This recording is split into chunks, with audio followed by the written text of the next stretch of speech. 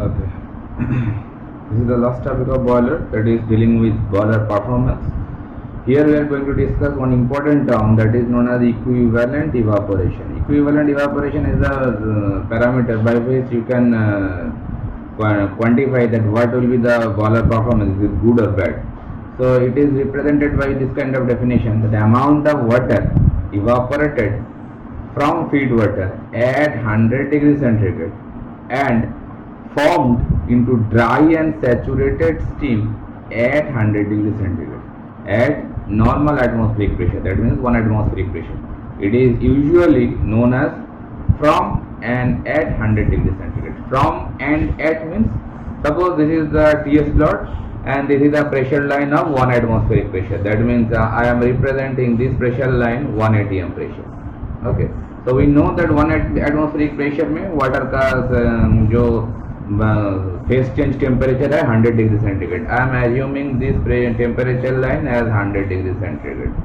Okay, so now according to this definition that we can say that from this 5 point is a representation of water at 100 degrees centigrade.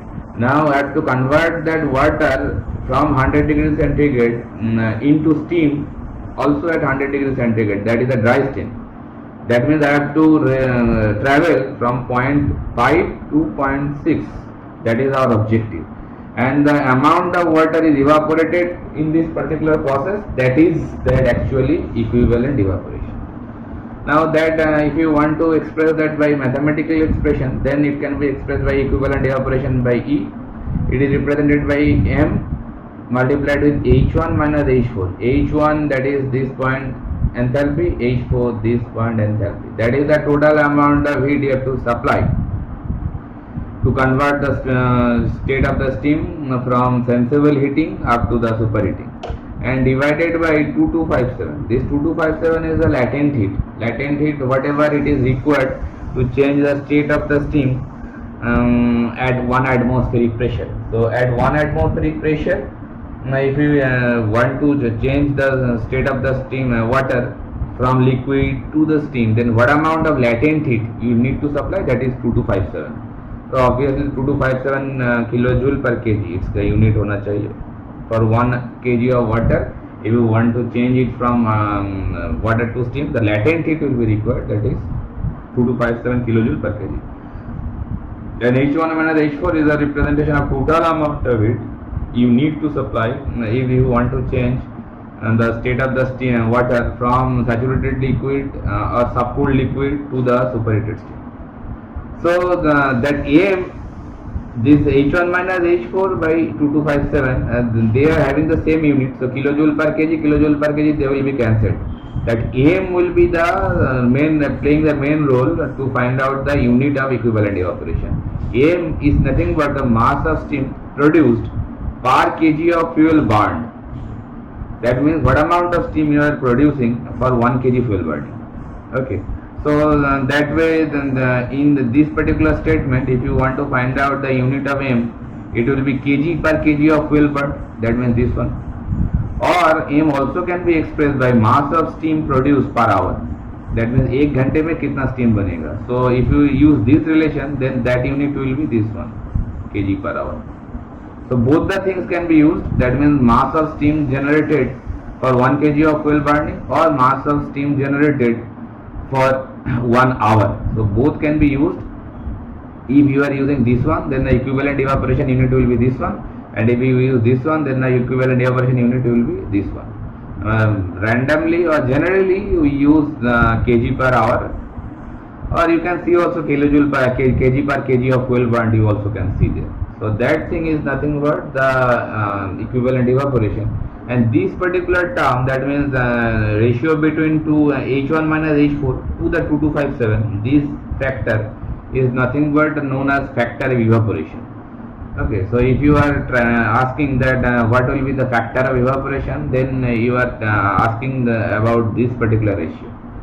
Okay, then eta boiler is nothing but boiler efficiency. We also used that thing previously, so it's a kind of recap that can be represented by M into H1 minus H4, and that is the total amount of heat supplied or utilized not supplied, utilized to convert the state of the steam, that is the output, and input is the what amount of fuel you have supplied with its calorific value. mf dot, that is the mass flow rate of fuel, that is mass flow rate of fuel.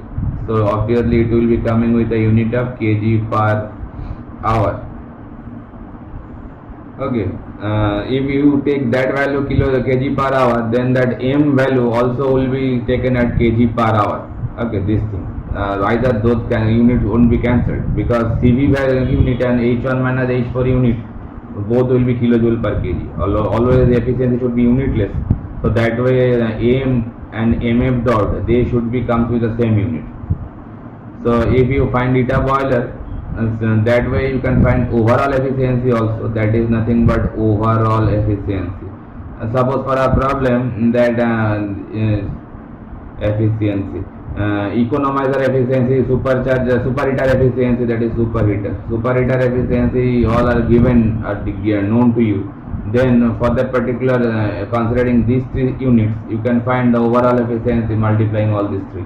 Overall efficiency also we have used for auxiliary in our first part of this particular boiler using the Rankine cycle.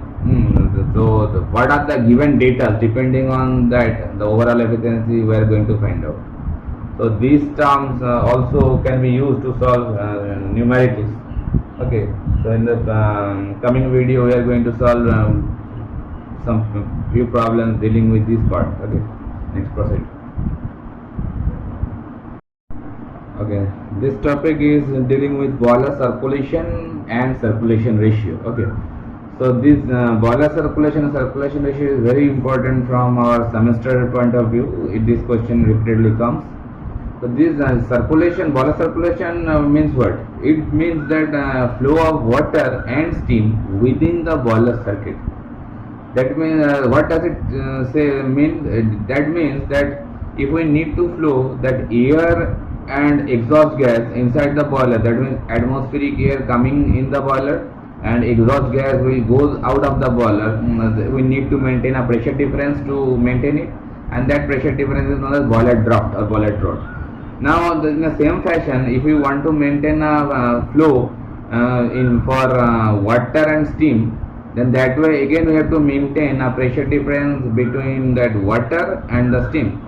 Otherwise that water and steam do not flow inside the boiler circuit and the whole process will be shut down. So that's why we have to maintain a flow for water and steam in the boiler circuit. Boiler circuit means this kind of circuit. In this particular picture we can see it is a boiler drum, this big circle. Inside the boiler drum water is being stored. So from the boiler drum through this downward pipeline, which is known as downcomer, the water is coming down, and this is a junction that is known as header, or rather say downcomer header. Then through that header, that water is going to pass through this riser tube, and this riser part is kept inside the combustion chamber or inside the furnace. You can see the vertical line is a representation of furnace wall.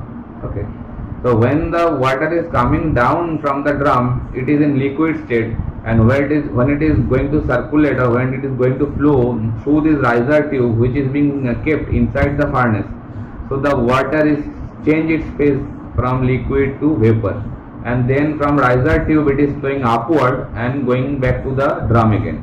From drum it is going to supply to the superheater, and from economizer the water is being coming to the boiler drum.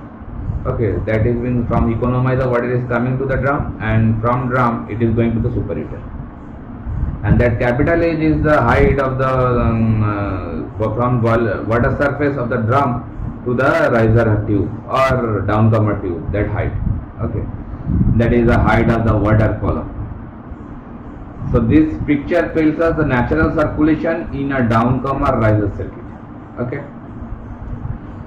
Now in this particular picture, rho D is a representation of density of the downcomer liquid, that is water. It will be higher, and rho M will be the density of the mixture which is being stored in the riser tube. It will be lesser. That's why I have written over here that rho D greater than rho M, and due to that density difference, that circulation will be continued further. If the density of these two elements comes equal in level, so the circulation will be stopped. Okay, so this density difference plays a major role, and when the water is being converted into steam, the density will be lesser, so it will go upward. So this kind of circulation inside this circuit is being continued.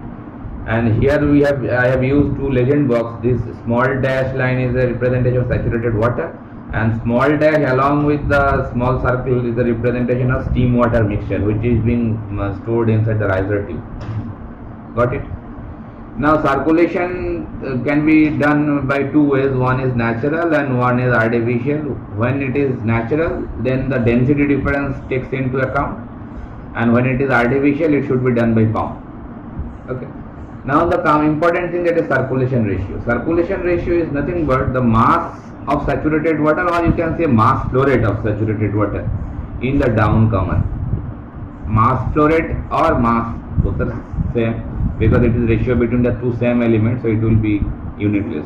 So you can say mass of saturated water in downcomer or mass flow rate of saturated water in downcomer to the mass of steam or mass flow rate of steam released from the drum whatever we are released.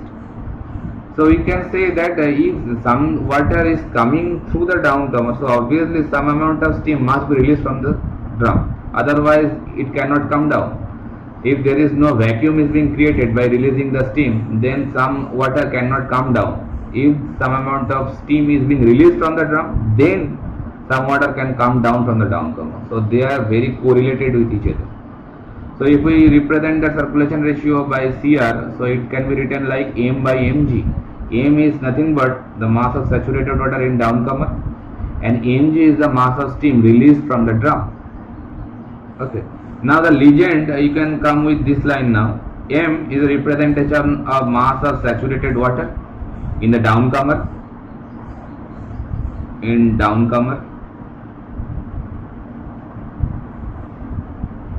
Mass of saturated water in downcomer. Mg is a representation of mass of steam released from the drum, and M1 is nothing but M minus mg. That means mass of liquid water, that is saturated water, at riser. So at riser there will be some water, obviously saturated water is being there along with some steam. So if we consider the amount of saturated water, whatever it is flowing through the riser, if we consider that by M1, that is the saturated liquid content in the riser tube, then M1 can be represented by M minus mg, because M is the amount of whole saturated liquid at the downcomer, and some amount of water is being converted into steam, and that steam is representation of mg. So if we do M minus mg, so what will be that? It is the amount of saturated liquid stored in the riser tube only, because in this riser tube there is a mixture of saturated liquid along with some steam. Okay, so we can say that the mass of saturated liquid inside this riser tube only, that is represented by M1, and M1 is nothing but M minus mg.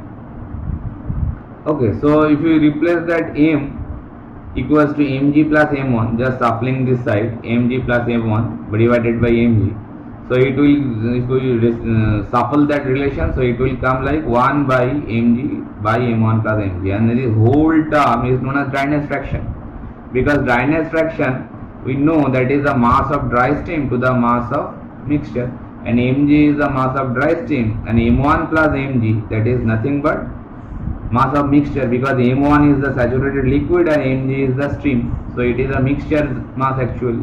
That's why we can say that the denominator part is basically a dryness fraction.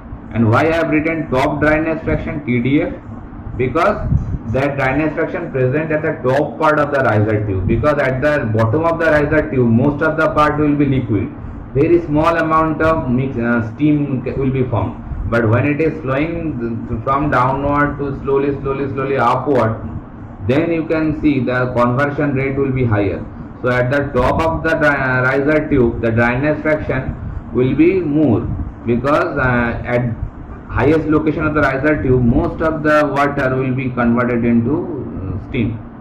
So that way this dryness fraction is being measured at the top of the riser tube. That's why it is known as top dryness fraction. And you all know that dryness fraction is always should be less than 1. From 0 to 1 it lies. So if 1 by less than 1 value, then it will be circulation ratio always will be greater than 1. If the denominator is less than 1, then the result always will be greater than 1. That way we can say the circulation ratio always will be greater than 1. And the value of circulation ratio lies between 6 to 25. So from 6 up to 25, that value of circulation ratio actually lies. Okay. So this is whole about the circulation ratio. And dealing with the same circulation ratio, the two more thing is important in this particular regard. That one thing is White fraction and the other thing is slip ratio. These two things also comes with short note, so I should go with this two short things. One is slip ratio and one is White fraction. So along with those two parts, I am going to complete that circulation part. So we can say that White fraction is nothing but, it is represented randomly by alpha. It is nothing but volume of vapor divided by volume of liquid plus volume of vapor. That kind of expression actually given for the White fraction relation. So White fraction is nothing but this kind of relation, and it always be represented by alpha. So this volume of vapor and volume of liquid. So in this particular riser tube, we can see both the things, volume of vapor and volume of liquid, because at the bottom of the riser tube most of the part will be liquid, and on top of the riser tube most of the part will be vapor. So you can see both the things in the riser tube. If you write down that the row bottom means row bottom of the riser tube. Row bottom of the riser tube, I can write that, that is nothing but rho d. Rho d means density of the liquid at the downcomer part, and when it is just entering at the riser tube, at the bottom of this particular riser tube, the phase change still not started. So we can say that bottom of the riser tube, it is for riser tube. So at the bottom of the riser tube, the density of the fluid is basically the density of the downcomer of the liquid. They are actually same. But at the row at the top part, top means top of the riser tube, and that is nothing but 1 by V top. V means specific volume, small v always stands for specific volume. तो specific volume का अगर reciprocal करते हैं तो मिल जाता है density, because specific volume का unit होता है मीटर क्यूब पर केजी. तो इसका अगर रेसिप्रोकल करते हैं तो KG per metre cube, that is the density. And when I am writing like why I am writing this way, because at the top of the riser tube, that is not a density of water, because there is a mixture zone. That's why I can write that rho top is nothing but 1 by V top, and that V top also can be written like this way: VF plus X TDF into VFG. That same steam table thing you can remember. V top, that means the dryness fraction at that particular riser tube location. There is a mixture zone. So mixture means there must be some liquid and there must be some liquid vapor mixture. So the specific volume of the liquid and the specific volume of the mixture, and if you multiply with the dryness fraction, then you are getting the specific volume at this top part of the riser tube. And all these values, this specific volume, VF and VFG, you can get from steam table, isn't it? If you know the pressure, if you know the pressure of that particular riser tube, then place that pressure value at the steam table, saturated steam table, and get the value of small VF and VFG. If the dryness fraction is known to you, then you can find it from there. Okay, or if the V top and VF plus VFG is known to you, then you can find the X value from there. Got it? So that way you can find the density of at the bottom part and density at the top part of the riser tube. And second thing I should clear over here, that is the slip ratio. That is slip ratio. It is represented randomly by S. That is nothing but Vg or V bar G by V bar F. The bar of V means its velocity, velocity of vapor to the velocity of liquid. Okay, that is the slip ratio. So that velocity it can be find out. I am not going to that extent because I know that it can be a very hectic for you people to take all these, like this a video lecture, right? Can realize that, but I also don't have any option without it. So that slip ratio is nothing but the velocity of vapor. Velocity of vapor means the velocity whatever it is flowing through the riser tube, and the velocity of liquid, that means the liquid is coming from the downcomer. So that way in between these two velocity ratio can be represented by slip ratio. Okay. So up to this we can complete the boiler circulation and circulation ratio.